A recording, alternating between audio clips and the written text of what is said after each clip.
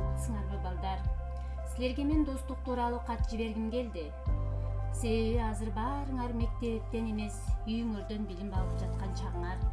Бирок силердин жаныңарда сүйүктүү ата-энеңер, бир тууганыңар бар. Ошондой эле эң ишеничтүү досуңар китебиңер да бар.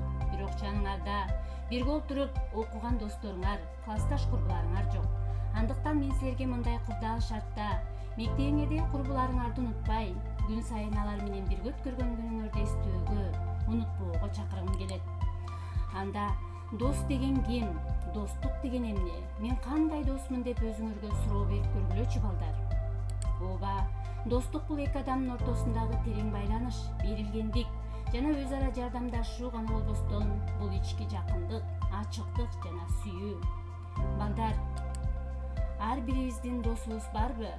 Сен кандай доссуң? Ар бир адамга дос керекпи? Дос бул сени кайгыда да, кубанычта да колдой турган, кеңеши менен иши менен дайым жардам берүүгө аракет кылган адам. А биз дос болгонду билебизби? Деги эле чыныгы достук деген эмне? Анда мен силерге эки дос баланын чакан окуясын айтып бергим келди. Эки бала дос болот. Алардын достугу көп жылга созулат. Бир күнү экөө болбогон нерсе үчүн талашып кетишет да, бири экинчисин жаакка чаап жиберет. Экинчиси жаагы ууруганына карабай унчукпай басып кетет. Ары жакка барып кумга бүгүн эң жакшы досум мени жаакка чапты деп жазып коет. Ошентип алардын достугу улана берет. Бир күнү экөө сууга түшкөнү барат. Кырсык болуп биринчиси сууга чөгүп кетерде, экинчиси аны куткарып калат. Ал өзүнө келгенден кийин ташка бүгүн эң жакшы досум менин өмүрүмдү сактап калды деп жазып коет. Эгер бизде кимдир бирөө капаланса, аны кумга жазышыбыз керек. Анткени шамал аны бат деле тегиздеп билгизбей салат турат. Ал эми бирөө бизге жакшылык кылса, аны биз ташка жазуубуз керек. Таштагы жазууну эч ким өчүрө албайт. Пенделик кылып болбогон ишке араздашуу жана ал үчүн кек сактоо достуктун иши эмес. Эми балдар, достукка пайдалуу жеке сапаттар жөнүндө сөз кылгым келди.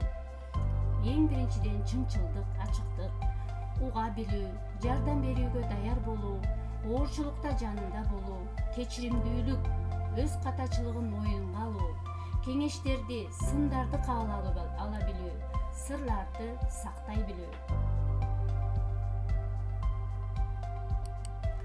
Ал эми достуктун эң бир душманы бул биринчиден оройлук, чыр-чатак, көңүл ооруткан сөздөр, өзүмчүлдүк, ачуулук.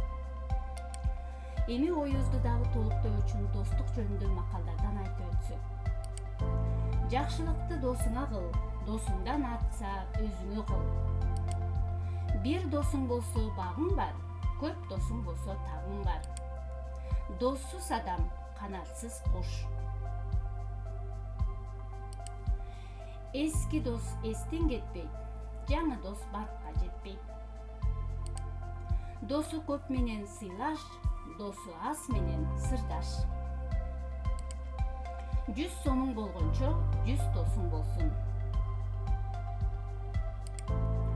Чыныгы дос ал колуңду бекем кысып, сенин жүрөгүңдөгүнү сезе билген адам. Эми балдар, ушул достук багына өзүңөрдүн мектептеги бир партада окуп чоңойгон досторуңардын аттарын жазып өткүлөчү. Демек балдар, чыныгы дос жакшы нерселерди гана каалап, ар кандай тармакта жардам берүүгө даяр болуп, жашооңду жакшыртууга ынтызар. Мына ушундай өз ара түшүнүктүү, ишеничтүү достук болгондо гана чыныгы достук бекем жана түбөлүктүү болот деген ой менен сөзүмдү жыйынтыктайын. Анда эмесе балдар, класс ичинен жүз көрүшүп, мектеп партасынан жолугушканга чейин саламат